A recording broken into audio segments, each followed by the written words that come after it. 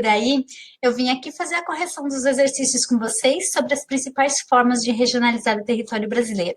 E para isso, eu vou te situar aonde que você vai encontrar os nossos exercícios e o nosso conteúdo lá no seu material didático, no volume 6, no nosso capítulo 7, que fala sobre Brasil, regionalização, e a nossa temática é as principais formas de regionalizar o Brasil. Página da 9 até a 18. Aí está o conteúdo. E os nossos exercícios na página 18, e a gente começa com a seguinte pergunta. Defina com suas palavras o significado de conceito de região.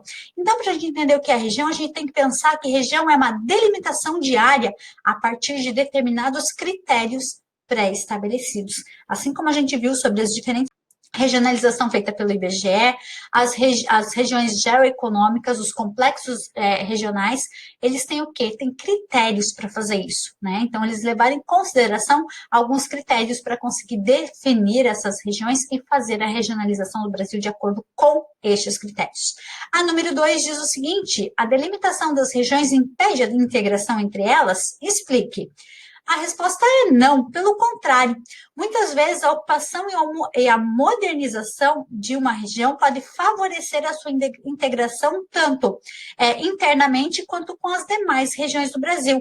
Então, essa questão de regionalizar, né, a delimitar uma região, ela não vai impedir com que ela faça uma integração com as demais regiões. É bem pelo contrário, ela colabora, pois se entende que há critérios que definiram isso e esses critérios vão combinar muitas vezes com outra região, facilitando a modernização, os investimentos, as políticas públicas para tal região.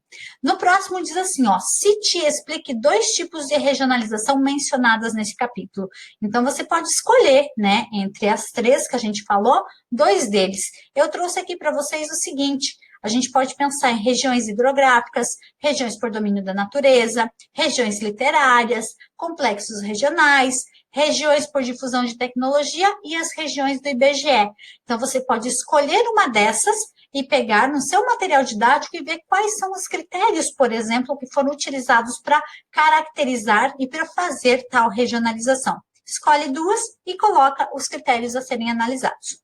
Na número 4, diz assim, ó, cite 3 diferenças básicas entre a regionalização estabelecida pelo IBGE e os complexos regionais propostos pelo geógrafo Pedro Pinchas Geiger.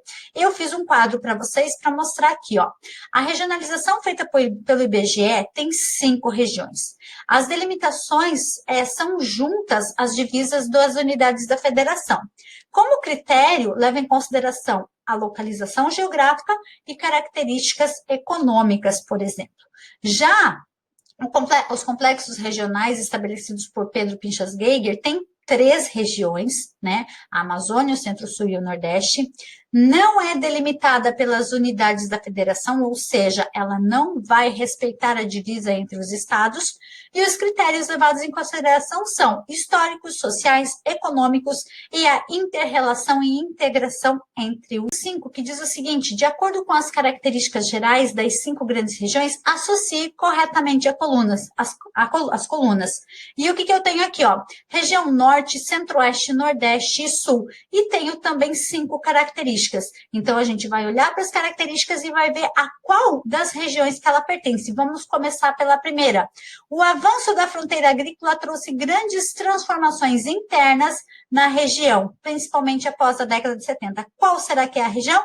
É claro que é o Centro-Oeste. Por quê? Porque o Centro-Oeste é o maior produtor agrícola e o maior produtor agropecuário também.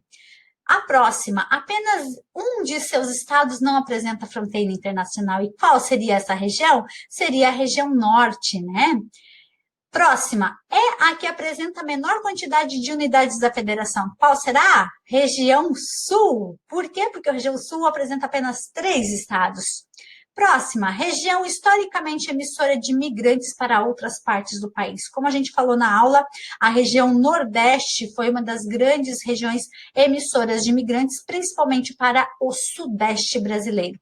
E, por fim, sua característica natural é marcada pela ocorrência da Mata Atlântica, hoje muito devastada, e é a região Sudeste. Por que a Mata Atlântica foi muito devastada? Porque é a região que contém a maior proporção de habitantes do nosso território brasileiro.